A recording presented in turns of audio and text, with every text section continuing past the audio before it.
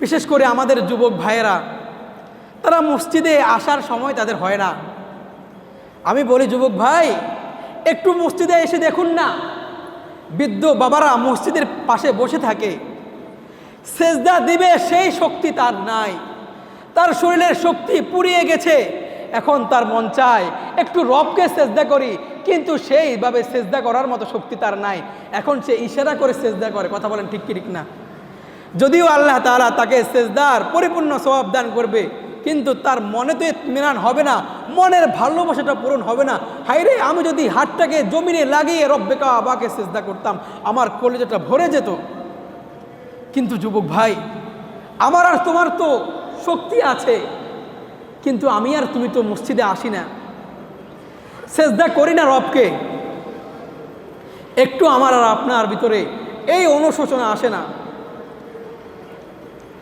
আমার আর আপনার কি মনে হয় না, হায়রে, এটা তো আমার জীবন কখন শেষ হবে আমি জানি না। আমি তো একটা সময় শিশু ছিলাম, আজরাইল আমার পিছনে ছিল, কিন্তু আল্লাহ আদেশ করে নাই, আমাকে জান কবজ করে নাই। শিশু থেকে আমি কৈশোরে পড়লাম, কিশোরে এসে পড়লাম, আমার পিছনে আজরাইল ছিল, কিন্তু আল্লাহ বলে নাই, এজন্য আমাকে জান কবজ করে নাই। এরপরে আমি যুবক হয়ে গেলাম, আজরাইল আমার পিছনে ঘুরঘুর করে, আল্লাহ আদেশ করে না, এজন্য সে আমাকে আমার জান কবজ করে না। বুনিয়াল ইসলামু আলা খামস, শাহাদাতি আল্লাহ ইলাহা ইল্লাল্লাহ ওয়া আন্না মুহাম্মাদার রাসূলুল্লাহ ওয়া ইকামিস সালাহ ওয়া ইতাইজ যাকাহ ওয়া হজ্জিল বাইতি ওয়া সাওমি রমাদান। এই হাদিসের মধ্যে নবীজি সাল্লাল্লাহু আলাইহি ওয়াসাল্লাম বলেন, ইসলামের মূল বুনিয়াদ হলো 5টি জিনিস। কয়টি জিনিস? 5টি জিনিস। এই যে আপনারা একটা মসজিদ দাঁড় করিয়েছেন, এই মসজিদের এই যে পিলারগুলো, এগুলো হলো মসজিদের মূল বুনিয়াদ, মসজিদের মূল ভিত্তি। এই ইসলামের মূল ভিত্তি হলো 5টি জিনিস। 1 নম্বরে হলো আল্লাহ তাআলার উপরে ঈমান আনা, যে আমাদের রব একমাত্র আল্লাহ তাআলা, আমাদের মনিব একমাত্র আল্লাহ তাআলা, আল্লাহ ছাড়া পৃথিবীতে আর কোনো মনিব আমাদের রব নয়, আমাদের ইবাদতের অধিকারী নয়। এ কথার বিশ্বাস অন্তরে লালন করা, মুখে স্বীকার করার নামই হলো ঈমান। ঈমান আনার পরে কি?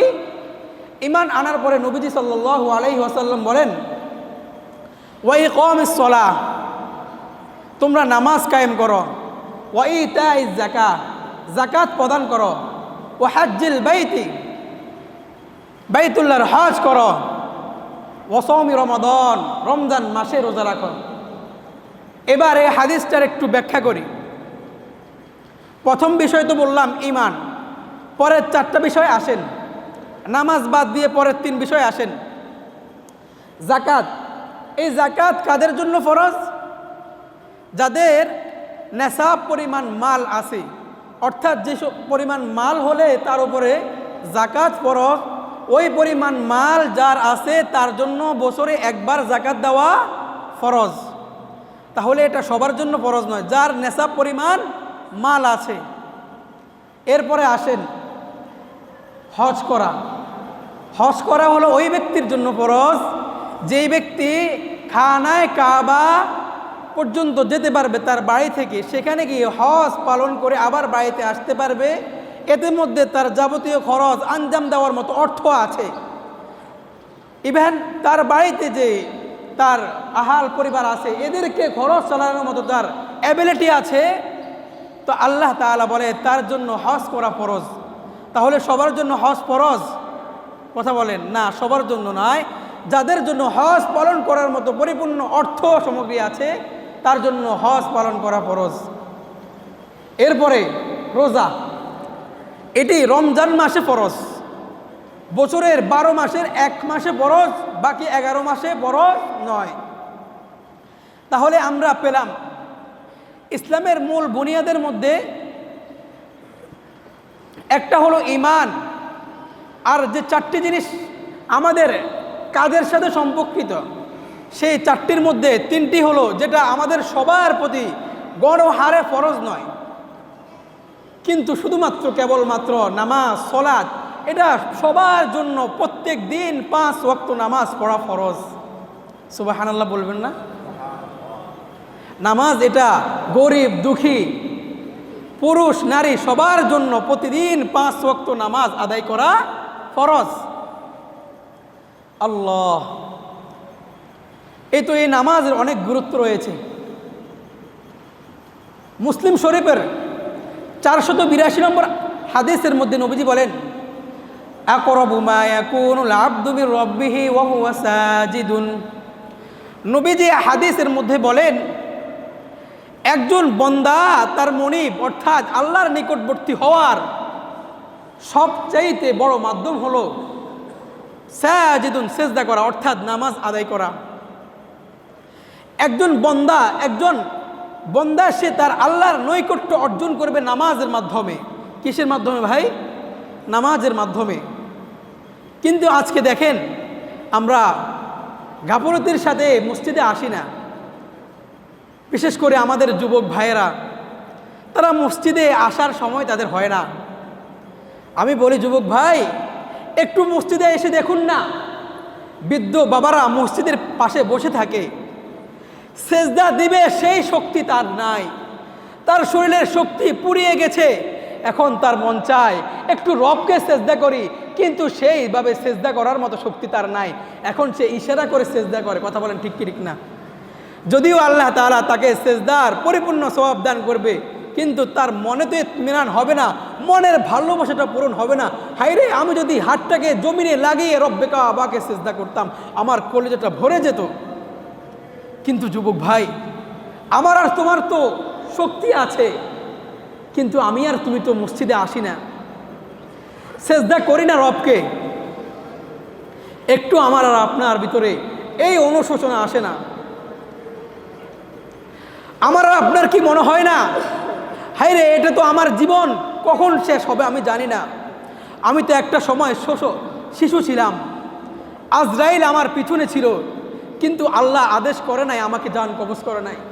শিশু থেকে আমি কৈশোরে পড়লাম, কিশোরে এসে পড়লাম, আমার পিছনে আজরাইল ছিল, কিন্তু আল্লাহ বলে নাই, এই জন্য আমাকে জান কবজ করে নাই।